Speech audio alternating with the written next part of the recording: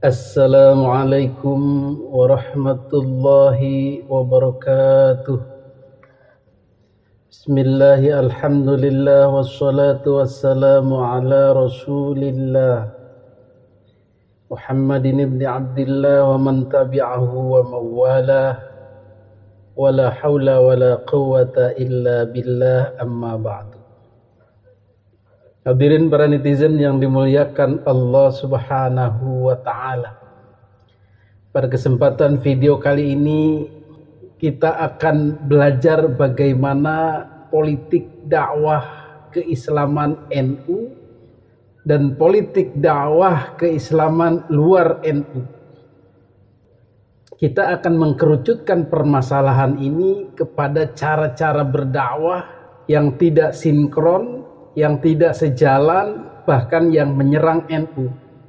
Ini semua dilatar belakangi oleh ketidaktahuan atau kebodohan atau keawaman atau bahkan keengganan untuk menerima prinsip-prinsip dakwah Nahdlatul Ulama. Jadi orang-orang ini bisa jadi malas untuk mempelajari dakwah NU atau karena memang tidak setuju dengan dakwah NU. Yang seperti apa dakwah NU itu? Dakwah yang inheren dengan politik bernegara, dakwah yang menyatu dengan negara, keislaman yang menyatu dengan negara, tapi tidak membuat negara Islam di dalam negara itu. Nah, ini yang sulit, ini yang jarang bisa diterapkan oleh negara-negara lain di belahan dunia manapun, kecuali yang ada NU-nya di situ, yaitu Indonesia. Bahkan Malaysia pun gagal, negara-negara Timur Tengah pun gagal. Jadi satu-satunya Islam yang berhasil mensinergikan dengan negara adalah Indonesia. Kenapa? Karena ada NU. Inilah hasil ijtihad yang luar biasa dari Mbah Hasyim Asy'ari. Dan hasil ijtihadnya ini bukan sembarang ijtihad, tetapi melalui tirakat. Jadi tidak sembarang beliau ini dalam menerima Pancasila dan mengintegrasikannya ke dalam Islam dan negara. Jadi beliau pun sangat berhati-hati, bahkan sangat ketakutan bila mana ini menjadi mudarat bagi Islam, bagi umat Islam dan bagi negara. Maka beliau di antara tirakatnya itu adalah sebelum memutuskan menerima atau menyetujui Pancasila itu, beliau puasa 3 hari. Di dalam puasanya tersebut beliau menghatapkan Al-Quran, kemudian membaca Al-Fatihah. Dan ketika sampai pada kata Iyyaka na'budu wa iyyaka nasta'in, Mbah Hasyim mewiridkannya sebanyak 350.000 kali. Masya Allah. Inilah kiai, ulama, wali yang dalam pengambilan keputusan itu selalu meminta, selalu memohon kepada Allah Subhanahu wa Ta'ala agar dibimbing. Kemudian setelah puasa beliau juga melaksanakan sholat istikharah 2 rakaat. Rakaat pertama surat At-Taubah beliau ulang sebanyak 41 kali. Rakaat kedua surat Al-Kahfi beliau juga ulang sebanyak 41 kali. Dan kemudian beliau tidur. Dan menjelang tidurnya beliau akhiri dengan membaca surat Al-Kahfi 11 kali. Sebelum besoknya mengambil keputusan. Jadi bukan sembarang ini dakwah NU ini. Menerima Pancasila ini, memperjuangkan Pancasila ini. Inilah hasil daripada ijtihad, hasil daripada tirakat daripada Mbah Hasyim Asy'ari. Hadirin yang dimuliakan Allah Subhanahu wa Ta'ala.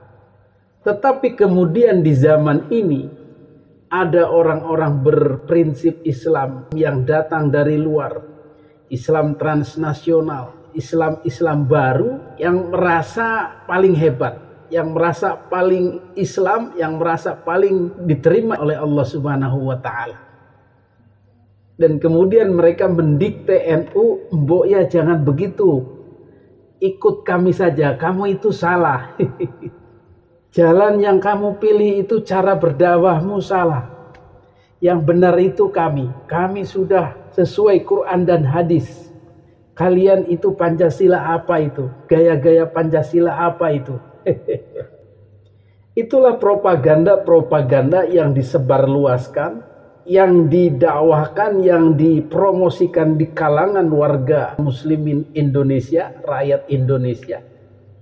Untuk apa? Untuk melemahkan dakwah model NU ini. Bahkan untuk melenyapkan dakwah model NU ini. Hadirin yang dimuliakan Allah Subhanahu wa Ta'ala, apa yang mereka protes dari dakwah NU itu? NU dekat-dekat dengan pemerintah. NU bahkan menjadi bagian daripada pemerintah. NU banyak yang menjadi pejabat di pemerintah. NU selalu beriring berjalan bersama dengan pemerintah. Nah, ini bagi mereka aneh. Dan itu menimbulkan ketidaksukaan. Lalu kenapa mereka tidak suka begitu? Karena ajaran mereka tidak begitu. Ajaran-ajaran Islam perjuangan di luar NU yang berasal dari terutama Timur Tengah itu berusaha memisahkan Islam dengan negara.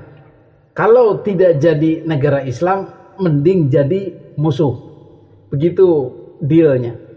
Maka ketika mereka tidak berhasil membuat negara Islam, maka mereka akan berjuang di luar negara itu untuk merealisasikan, untuk mewujudkan Islam versi mereka itu.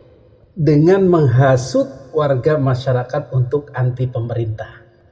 Termasuk diantaranya pemuka-pemuka agama, orang-orang beragama yang ada di dalam negara itu akan mereka samaratakan sebagai musuh.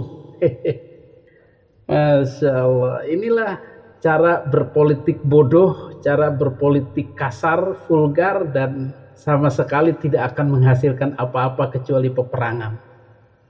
Inilah yang selama ini diterapkan di Timur Tengah, diterapkan di jamaah-jamaah Islamiyah, pergerakan-pergerakan Islam radikal, termasuk diantaranya di Suriah, Irak, dan kemudian Yaman.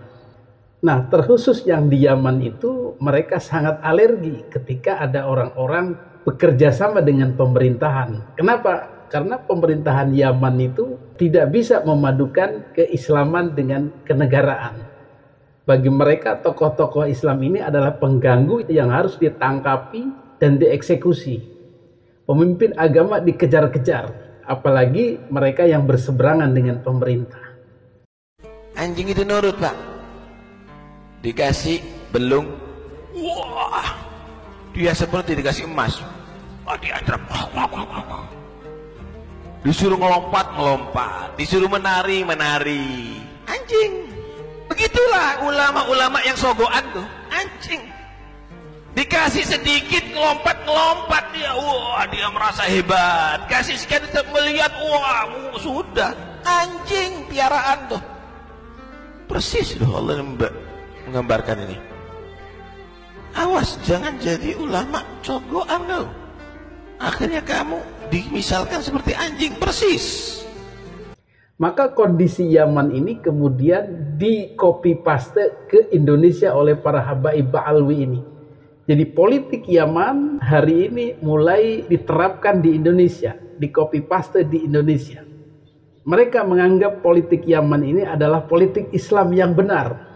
Mereka akan terus berjuang menyerang pemerintah, memperalat warga juga untuk menyerang pemerintah, menebarkan kebencian kepada pemerintah dengan harapan pemerintah hilang pamornya, hilang kekuasaannya, dan diambil alih oleh mereka. Kita ganti namanya menjadi Jokodok, sudah. Setuju? Siap turunkan Jokodok? Siap turunkan Jokodok? Siap lengserkan Jokodok? Takbir! Siap serbu istana, siap serbu istana, siap ambil alih kekuasaan. Takbir, siap berjihad, siap berjihad. Nah, inilah gaya-gaya yang tidak cocok dengan politik Indonesia. Hadirin yang dimuliakan Allah Subhanahu wa Ta'ala, gaya-gaya dakwah inilah yang kemudian diterapkan oleh Habib Rizik Syihab, kemudian diterapkan oleh Habib Bahar bin Smith, diterapkan oleh kelompok-kelompok yang berpolitik ala Yaman ini. Banyak kita lihat fotokopinya dari gaya-gaya ceramah, gaya orasi daripada HRS dan HBS ini. Intinya sama, adalah menyerang pemerintah dan mentogutkan, mendajalkan, mengibliskan, bahkan mengajak masyarakat untuk membenci kepada aparatur pemerintah, bahkan dari kalangan agamawan. Yakut dengan iblis sama atau tidak? Yakut dengan iblis sama atau tidak? Saya katakan, hei kalian, saya katakan kepada kalian, dengarkan baik-baik. Ketika Yakut ingin menginjakkan tanah ke Ciamis, Yakut mau datang ke Ciamis, kira-kira terima atau jangan? Terima atau jangan? Terima atau jangan? Betul. Maka yang menjadi sasaran adalah orang-orang NU yang ada di pemerintahan, atau yang berpikiran Islam Nusantara, yang berpikiran toleransi, yang berpikiran Pancasila. Mereka akan serang habis-habisan, didajal-dajalkan, diiblis-ibliskan, dan kemudian menghasut masyarakat untuk membenci mereka-mereka itu yang notabene adalah kiai-kiai NU yang berdakwah seperti dibahas di muka tadi, berdakwah dengan prinsip-prinsip NU. Tetapi karena mereka tidak suka dengan prinsip dakwah NU itu, maka mereka menyerangnya. Bagaimana ulama-ulama itu digembosi? Dan yang digembosi adalah ulama NU. Berapa habaib yang menyebut Kang Said Agil bukan Kiai Said tapi si Said. Gus Yakut dengan si Yakut. Gus Mustafa Bisri itu disebutnya si Mustafa. Kiai Ma'ruf Amin itu si Ma'ruf. Ini menurut saya sedikit-sedikit dalam rangka apa? Menggembosi muru'ah NU, menggembosi kewibawaan Nahdlatul Ulama sebagai organisasi yang terbesar yang dibawa oleh para ulama yang menjunjung nama besarnya Wali Songo. Ini sudah digembosi oleh Bang Ali. Hadirin yang dimuliakan Allah Subhanahu wa taala, maka tugas kita semua adalah menghambat, mengikis, bahkan menghilangkan gaya-gaya dakwah seperti ini, supaya jangan ada lagi di Indonesia.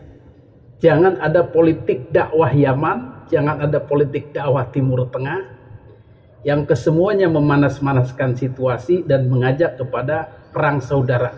Satunya beliau membuat Maulid Nabi Muhammad, bergembira, bersyukur, bersukacita dengan Maulid Nabi Muhammad SAW. Tetapi beliau malah dipenjara, beliau malah ditangkap, saudara-saudara. Beliau ditangkap, beliau dipenjara. 6 pengawal beliau, 6 laskar beliau dibunuh, dibantai, disiksa, dicopot kukunya, dibantai, dikuliti, dibakar. Mereka dibikin seperti binatang, saudara-saudara, hanya karena Maulid Nabi Muhammad. Beliau ditangkap, dipenjara. Tangan yang mengalir darah suci Nabi Muhammad, tangan beliau diborgol, saudara-saudara. Jadi mulai saat ini jangan undang orang-orang yang berdakwah model begitu, karena ini hanya akan menjadi mudarat bagi masyarakat Indonesia. Kelihatannya wah hebat membela masyarakat, menyerang pemerintah, tetapi gayanya ini adalah mengacaukan negara. Orang-orang kita dilatih, dididik untuk berpolitik santun ala Indonesia, mengkritik dari dalam, mengkritik dengan bahasa-bahasa yang santun. Dan orang-orang kita, politisi-politisi kita adalah politisi-politisi Indonesia yang juga mendengar walaupun dengan bahasa yang santun. Tetapi mereka menggunakan bahasa-bahasa kasar, bahasa-bahasa Timur Tengah, bahasa-bahasa Yaman, bahasa-bahasa konflik untuk memicu ketegangan.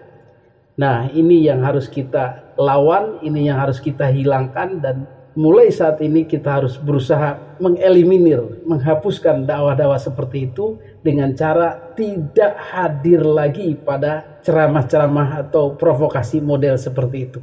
Bahkan kita justru harus menyerang balik kepada mereka. Ingat bahwa mereka berkembang karena ada dukungan dari para masyarakat Indonesia, para mukibin.